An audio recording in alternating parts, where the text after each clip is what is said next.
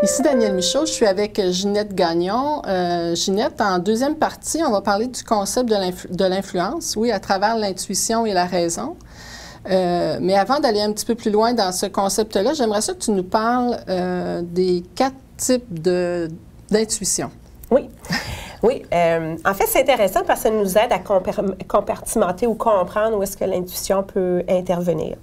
Fait que d'une part, l'intuition intervient dans notre prise de décision. Je donnais un peu plus tôt l'exemple. Je peux être devant ma garde-robe, choisir un vêtement, intuitivement, quelque chose me plaît. Je suis devant un menu au restaurant, intuitivement, je vais choisir un élément du menu ou un autre. Mais aussi des intuitions beaucoup plus élaborées, des décisions qu'on a à prendre dans un contexte professionnel, par exemple, où on doit réagir rapidement. Et l'intuition peut être un élément clé pour nous permettre de faire appel à nos expériences passées par analogie et être capable de dire, OK, c'est ça qu'on va faire. Donc, l'intuition intervient dans la prise de décision. L'intuition intervient également dans les relations sociales. C'est un des aspects, en fait, de l'intelligence émotionnelle. C'est la capacité qu'on a de percevoir l'état d'esprit ou l'état d'âme ou émotif de la personne qui est devant nous. Donc, bien qu'on soit en train de parler, et peut-être parle-t-on de choses très rationnelles, d'avoir quand même cette capacité d'attention-là qui fait qu'on est capable de détecter si la personne devant nous est ennuyée, embêtée, fâchée, est à l'écoute, etc. C'est l'intuition sociale. L'intuition intervient également dans le processus créatif. C'est le petit oomph du début. C'est la petite idée, l'étincelle qui arrive comme ça, puis qui fait qu'après, on va travailler sur une idée qui est innovatrice. Fait que là, on décrit cette intuition-là comme effectivement une analogie, une amalgame, quelque chose que le cerveau, des liens que le cerveau fait pour arriver à quelque chose qui sort de l'ordinaire. On parle également d'intuition quand on parle de moralité, parce que là encore, c'est une question de nos modèles du monde qui fait qu'on est capable, de façon spontanée, de déterminer que quelque chose, c'est bien ou c'est mal. Fait que c'est les grandes catégories, prise de décision au niveau social, au niveau créatif puis au niveau moral. D'accord. Donc maintenant, peux-tu nous faire le lien entre l'influence et l'intuition? Parce que tu racontais en première partie que tu as étudié beaucoup l'influence et c'est ce qui t'a amené à l'intuition. Peux-tu nous parler de ce rapprochement-là, donc de ce lien plus précisément? Oui, oui, certainement. Donc, dans le cadre de ma recherche de mémoire pour une maîtrise, j'ai rencontré des leaders de différentes industries, différents domaines. J'ai eu l'occasion de rencontrer, par exemple, l'ancien premier ministre Lucien Bouchard, j'ai rencontré Ricardo, Jeannette Bertrand, des gens de Air Canada, Casio Dépôt, etc. Donc, des leaders de grandes entreprises politiques en médias, des entrepreneurs. Et l'objectif de ma recherche, c'était d'expliquer comment ils s'y prennent pour influencer les gens. Puis pourquoi je m'intéressais à l'influence? Parce que dans le fond, le leadership, c'est à propos de l'influence. On est leader. Si on est capable d'amener les gens à adhérer à notre projet, à se mobiliser pour atteindre un objectif. J'étais intéressée de comprendre comment ces leaders-là étaient en mesure d'influencer. Ils avaient nécessairement eu beaucoup de succès là-dedans dans leur vie. Mais comment ils le faisaient, comment eux-mêmes étaient capables d'interpréter leur approche. Puis ce qui était fascinant, c'est qu'à travers chacune des entrevues que j'ai faites, qui avait une durée d'environ 2 heures, le premier 5-10 minutes, on me parlait d'arguments rationnels. Et le reste du temps, on me parlait d'instinct, de feeling, de gut feeling. Ça m'a beaucoup interpellée parce que j'ai toujours eu ce soupçon-là, cette idée-là qu'au-delà du rationnel, il y a autre chose qui se passe. C'est pas parce que je présente un rapport à un comité de direction, un rapport qui est blindé, qui est basé sur des faits, qui est super bien argumenté, avec tous les chiffres financiers à l'appui. C'est pas parce que c'est rationnel qu'on va être capable de convaincre les gens d'adhérer. Fait que c'est quoi la touche, la petite poudre magique additionnelle? Fait que c'est super intéressant de voir que ces leaders-là étaient en mesure de mettre le doigt dessus. Et la façon qu'ils me parlaient d'instinct ou de feeling, bien, ça correspondait tout à fait à ce que la neuroscience nous apprend sur l'intuition, sur la façon qu'a le cerveau d'aller chercher des connaissances additionnelles. Donc, d'être capable d'avoir une conclusion spontanée basée sur des connaissances qu'on a accumulées au fil du temps. C'est comme ça que je suis partie d'un sujet comme l'influence pour m'intéresser, oh mon Dieu, le cerveau fonctionne de 2 façons, irrationnelle et intuition. Absolument. Et tu parles d'impact sur la confiance aussi. Oui, ça, c'était vraiment fascinant, autant au travers la recherche que j'ai faite, les entrevues que j'ai faites, puis je pense aussi de l'expérience que j'ai acquis au fil des ans. J'ai comme développé ce concept de l'influence, mais je crois que la fondation de l'influence part d'abord par la capacité qu'on a d'inspirer confiance. Et je crois que cette assise-là, elle est importante et on peut l'expliquer du point de vue intuitif et du point de vue rationnel. Je m'explique justement. Oui. Donc, la confiance, je pense on peut admettre facilement que si on a confiance à quelqu'un, on va être beaucoup moins en mode résistance par rapport à ses propos. Par opposition, si on n'a pas confiance en quelqu'un, on risque d'être en mode résistance. Donc, si on veut être en mesure d'influencer puis de persuader les gens, encore faut-il leur inspirer confiance. Et on peut leur inspirer confiance parce qu'on les connaît depuis longtemps, mais parfois on les connaît peu ou pas du tout. Donc, comment on fait pour interpeller la confiance des gens? C'est une très bonne question. Oui. Et dans le fond, c'est rare qu'on prend le temps de penser qu'est-ce que ça veut dire finalement inspirer confiance.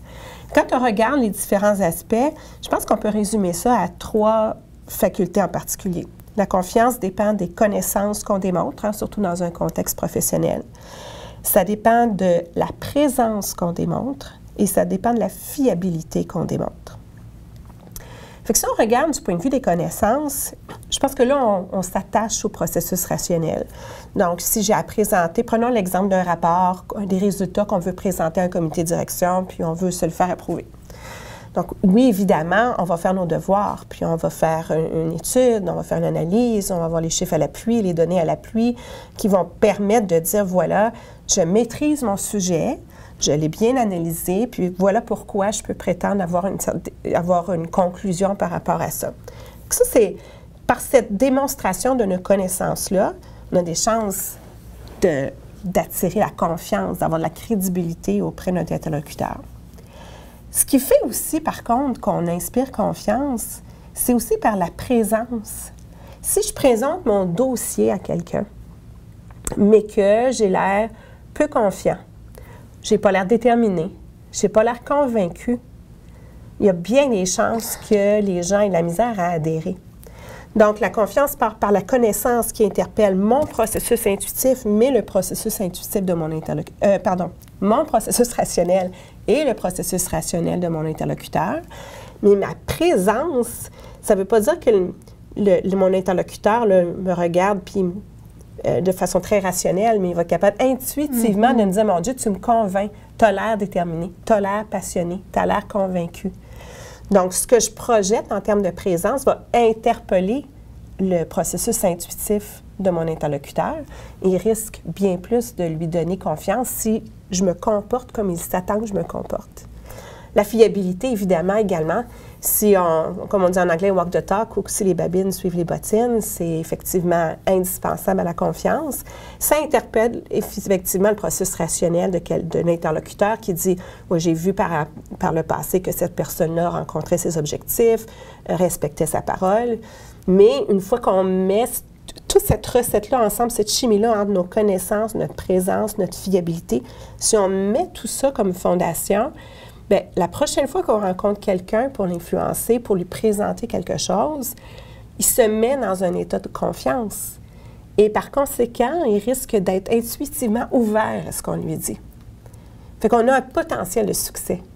Alors que si on n'a pas inspiré confiance, intuitivement, la personne va se mettre en mode résistance. Et là, on a un échec assuré. Tout à fait. Fait que c'est une façon de concevoir l'influence, de dire, bien, d'abord, il faut que je comprenne ce que ça veut dire inspirer confiance et de façon intègre, travailler sur les différents aspects. Maintenant, si on projette ça dans l'influence en particulier, donc pour moi, la confiance, c'était la fondation. Si on regarde une intervention d'influence où j'ai à rencontrer des gens pour les convaincre, mais c'est dans la même continuité.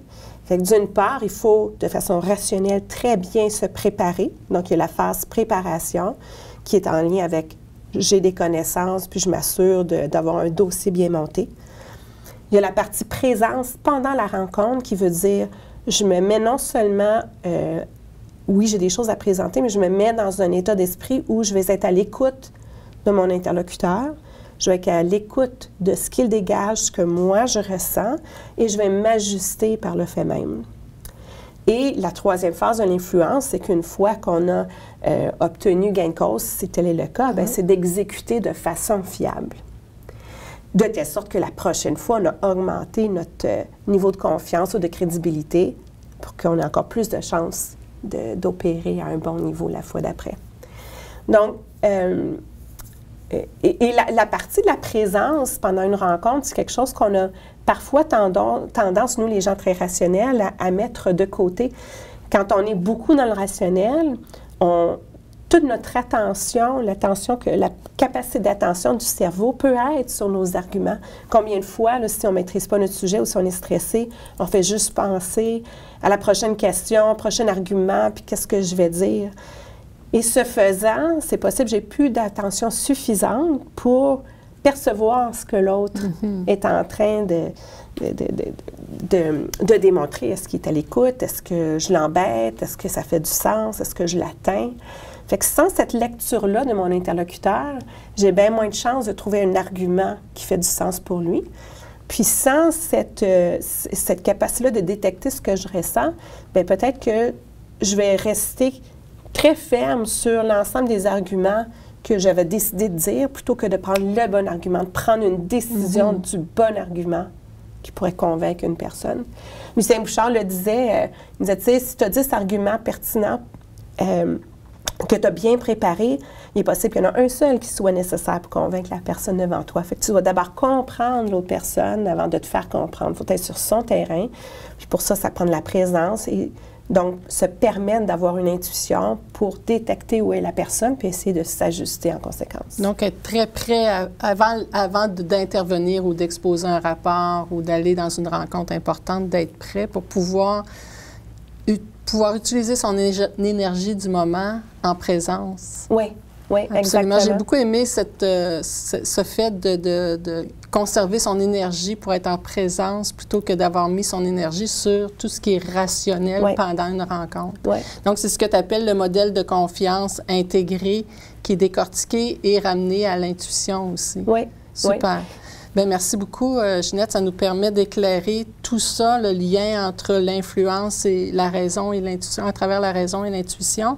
En troisième partie, on va prendre conscience de ces intuitions, puis on va regarder aussi des outils, des modèles qu'on pourrait utiliser pour aller encore plus loin. Merci beaucoup, Ginette. C'est parfait, merci.